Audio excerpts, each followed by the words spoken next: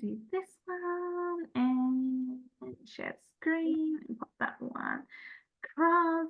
Cool. So today, for those listening, I'm just going to chat about some of the most common things that happen around the Christmas time that most people struggle with. So there's variations of things that go on around the festive season. I'll give you guys links to these notes after, because I'll probably type them as I go and as stuff comes up. But the biggest things I usually see around the Christmas time is obviously alcohol consumption and sort of tolerating, how well we tolerate alcohol is one aspect of it.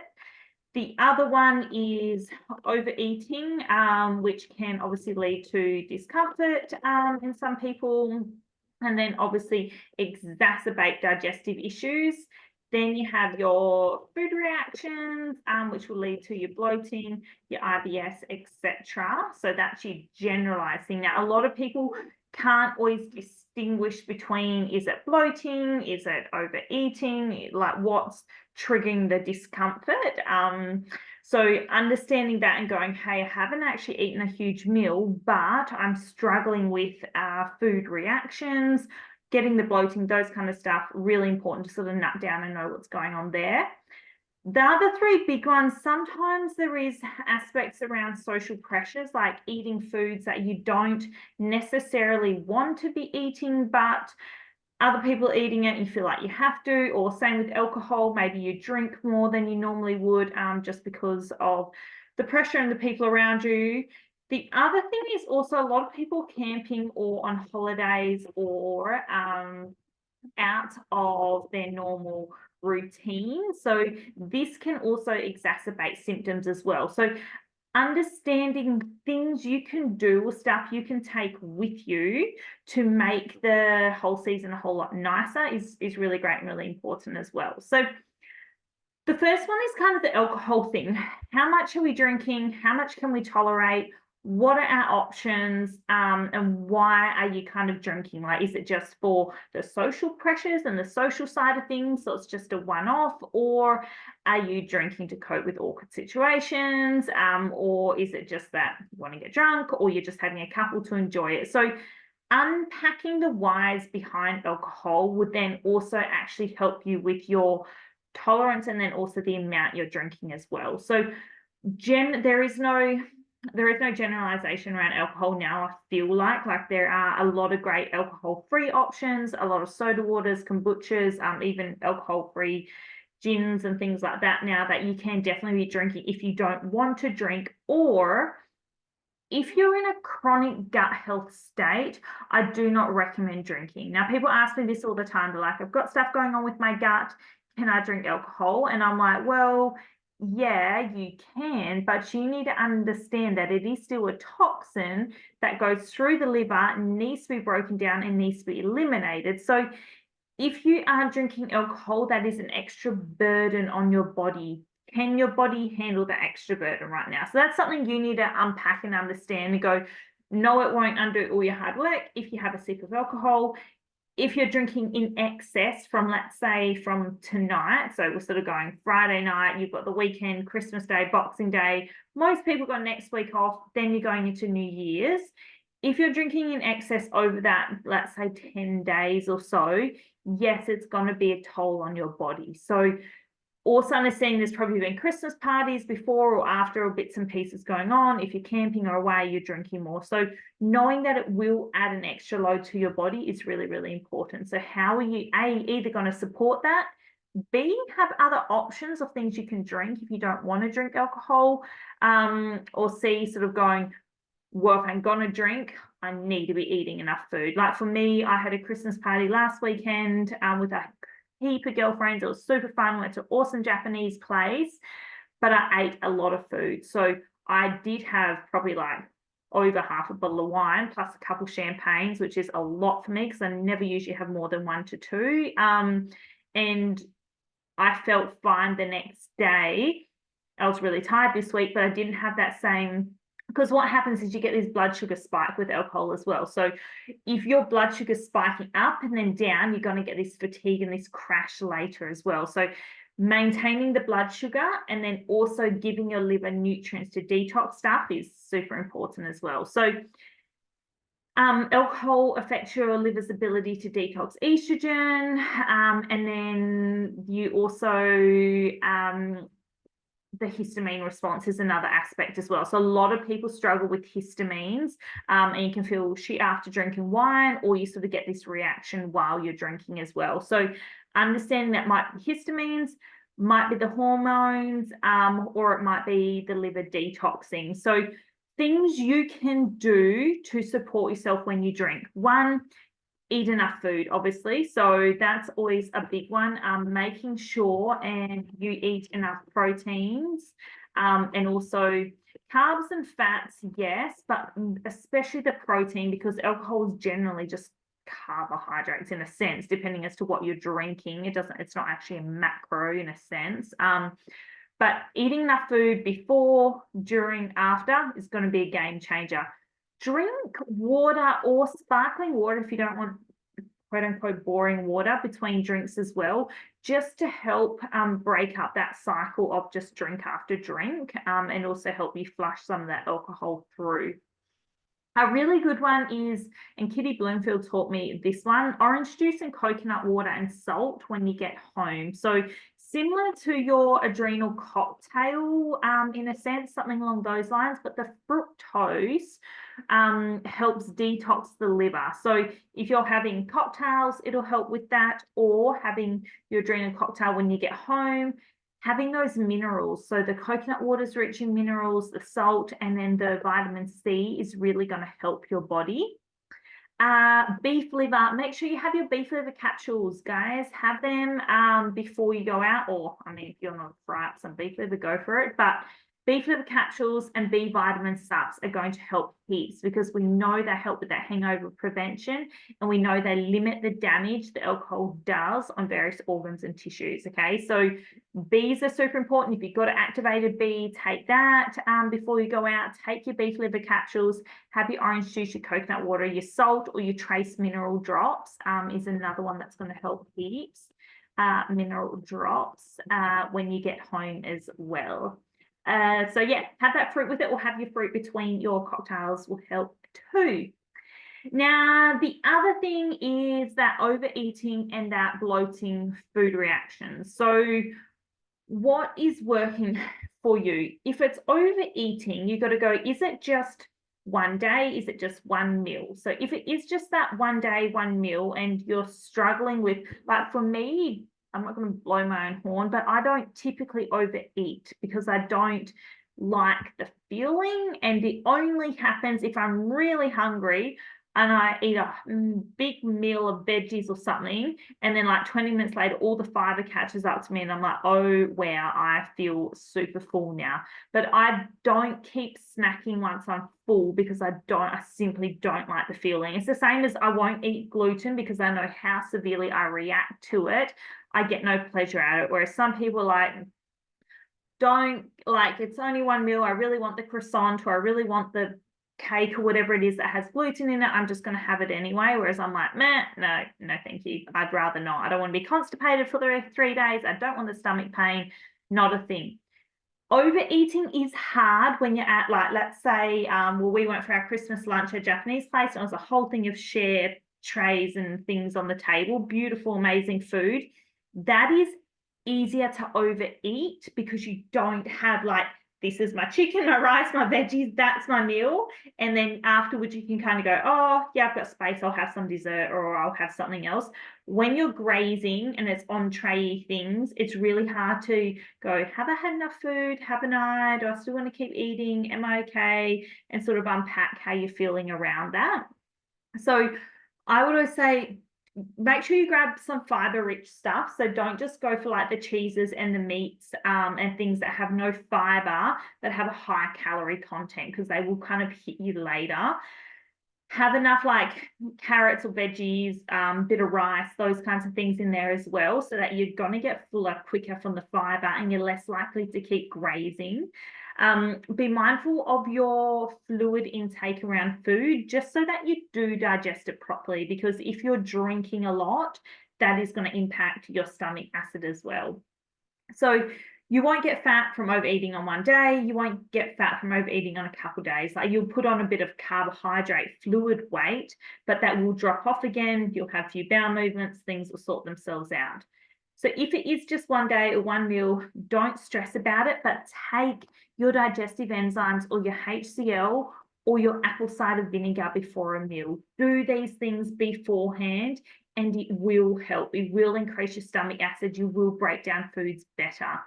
There's a lot of digestive enzymes I like, and a lot on the market, but the Digest Zyme, I think it's called, the Herbs of Gold. This is quite a good one. I like that one for breaking foods down. You can also, there's plenty of other brands as well, but there's also the Microbiome Labs. I think it's got their wheat rescue as well. So if you're someone who's worried about reacting to gluten, like I always take this when I'm traveling, which reminds me I should get some for Canada. But take it with you because it's got things in it to support gluten digestion, and it's got those digestive enzymes, probiotics as well. So this is actually going to help you break down the gluten if you go out and you're worried about cross-contamination, or someone putting like croutons through a salad and you're not realizing, or things where there is that sort of like, oh, there's a bit of gluten in there, but it's not a high amount. I don't know how these work if you were to go and have like a full sourdough sandwich. In theory, they're supposed to be able to help you break down a full gluten meal, but I tend to just have them when I'm a bit like, oh, don't know how I'm going to react, and they save me through barley. Like, I never got sick from gluten kind of foods, that kind of stuff. So the Wheat Rescue from Microbiome Labs, they are awesome. The other things, you have grass. Your bitter greens are hard because you can't just sneak in some rocket before a meal, but asparagus, or they're also called IBS support drops, which you can get from chemists, because I think the asparagus is out of stock now. These are really, really awesome. So I tell a lot of my clients they look like this. Those who are watching, IBS support drops. They are these ones here. So all you're looking for in a herbal bitters is just check the ingredients list and just make sure it's just got herbs in it. So this one's got your peppermint, your lemon balm, your milk thistle, your licorice, your bitter candy tuft. So it's got digestive bitters in it. There are some you can get off iHerb as well, but something locally is usually better and quicker. Add in something like that, as well as, like I said, your digestive enzymes. If you've got HCl, because you know you've got low stomach acid, that will help as well. These things are going to help you. A, if you're like, I'm kind of prone to overeating, I'm just going to wear it and know that's what I'm going to be like. B, if you're prone to food reactions because you can't control the FODMAPs or the gluten or the dairy in all the meals that are going to be provided. Or if you're slightly worried about someone else's cooking, have they put soy sauce in, honey soy chicken, and they haven't used gluten-free soy sauce. So those are the things you can control, and these things are going to help you heaps. This will also help with constipation, so motility, and it'll also help with loose stools because you're breaking down that food properly and your body's not going into that same reaction. So that's the alcohol, that's the food reactions, that's the overeating, that is the bloating strategies. Red wine can also help. So again, you're looking for bitter things, guys. So anything that's bitter, that'll stimulate it. There's also, you can get something called artichoke extract, which I often use in those with high cholesterol to help produce bile, to break down fats, is super great as well. So then you kind of got to think, well, why am I having these reactions? Is it a stomach acid thing? Is it a bacterial thing? If you've got SIBO or a bacterial thing, please don't stop taking your herbs while you're away or traveling, because 1 or 2 days not going to make a huge impact. But it's like antibiotics. You have to be consistent with these things for them to work. If you stop for a week, that is going to impact your treatment of candida, of yeast, of parasites, of SIBO. So understand that if these protozoa infections, overgrowth, are because of stomach acid, like low stomach acid, make sure you keep taking your zinc and your B12 and your bitters to encourage that stomach acid and encourage that bile production so that you don't react to fats and carbs and those kinds of things, and also that higher protein intake. And then also understanding the fiber. Like I said, like if you're prone to overeating and you're going to try and go, okay, I'll have some more high fiber stuff, so I'm fuller faster, so that I don't just keep snacking on things like meats and cheeses. But if you've got SIBO or gut infections, remember the fiber will make you bloated and feel worse. So then if you can acknowledge and recognize that, then I would stick to lower fiber things. And same, I would avoid soda water, I'd avoid carbonated beverages, because the bubbliness is also going to aggravate SIBO and make these bloating issues worse. So I think that's the main big things I want to touch on when it comes to Christmas, heading into the new year, holidays, and trying to stay in some kind of routine. It does take a little bit of work to implement some of this stuff, but it will make a really big difference. And then remember, it's only like a week or 10 days, and then you go back into your normal routine, but you don't want to be bloated, constipated, fatigued over this time. You want to go, hey, here's some things I can add in. And like I said, support that liver, support those B vitamins, help your body to detox any extra stuff. It's not that you can't have these things. It's just about knowing how to implement them so that they are effective and so that you still feel good. Right, let me put that across. Any questions on that? No, you kind of covered when you showed us the links to the products. Like that gluten one's really interesting. Yeah, so I've always used that when I've gone traveling, like just that microbiomes lab one I find is super helpful. There's another one, actually, a FODMAPs one that they have, because a lot of people still struggle with FODMAPs, and you can't, like, that's even harder to control than gluten, because like garlic, onion, like lactose, like because you get your lactase enzyme, you get your gluten enzyme, and then you get a FODMAPs one, which kind of works on, yeah, some of those other things like, yeah, beans, garlic, onion, and any of those kinds of things which cause reaction in people as well. Because I find, yeah, sometimes we can put in like requests of no gluten, no dairy, but we can't control all the other stuff. And then the cool thing about them is these ones aren't just a digestive enzyme, they also have the spore-based bacillus bacteria in there as well. So it just helps negate so many more reactions by sort of balancing that microbiome. Do you take them just before you eat, or is it something you take every day? These ones I just take before I eat. Usually I'll just take 1 to 2, depending on how, because I wonder if they even saying here, but I used to just take 1 to 2 before a meal, depending on how much gluten I think is going to be in there. Usually I would just take 2 to just be on the safe side. But yeah, wouldn't take them every day because they're not cheap. But they do have that enzyme that, yeah, just breaks down the gluten and the protein in the gluten, so those building blocks of it, which is cool. But yeah, they're like $80 for 60 capsules, so they're not cheap. But when you're traveling or you're going to events, like I found a thing lasts me ages, because I was like, oh, not every meal I suspect gluten to be in it. Like if it's freaking like a rice dish and I'm like, oh, I know there's nothing in there, but it was just like, yeah, when you're worried about that cross-contamination, it's super, super helpful. Yeah, I think it'll be good for like special occasion meals where you just want to not let go, but like you're just like, oh, there could be something here. Yeah, and even if you want to eat gluten, like I've had them and eaten not a large portion of gluten, but I've had, it would have been something with soy or a small amount of bread or flour or something in it, like a binder flour or those kinds of things. Like I said, like I wouldn't eat a whole gluten pizza, but in theory, you should be able to eat like, I think it's like a serve of gluten, so like 2 slices of bread or something.